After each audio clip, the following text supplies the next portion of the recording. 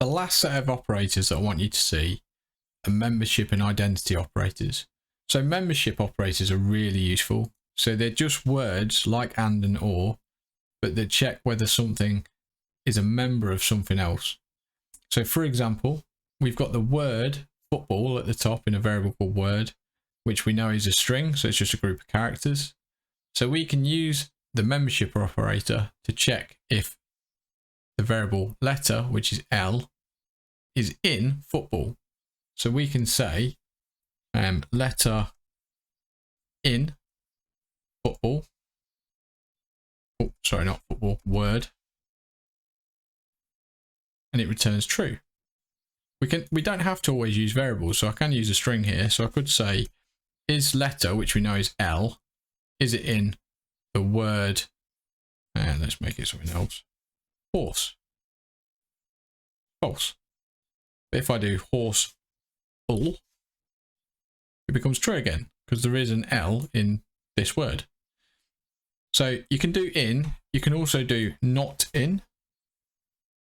So is letter not in horse? Well, that's true because it's not, because letter L. Okay, again, we don't have to use the variables, so we could keep it simple and do H not in horse. Well, that's false because H is in horse. So the last thing to highlight here is capitals and lowercase are seen differently. So the capital H is not in horse, so it won't recognize capitals and lowercase as the same. So in and not in are membership operators, really, really useful for various reasons, and you'll see them used a lot in challenges going forward. And the very last one, the last one of the operators, please bear with me because I appreciate it's not the most exciting, is identity operators. So identity operators is the same as doing equals equals and exclamation mark equals, which is checking if two things are the same, but we can do it through words as well. So we could say word is letter.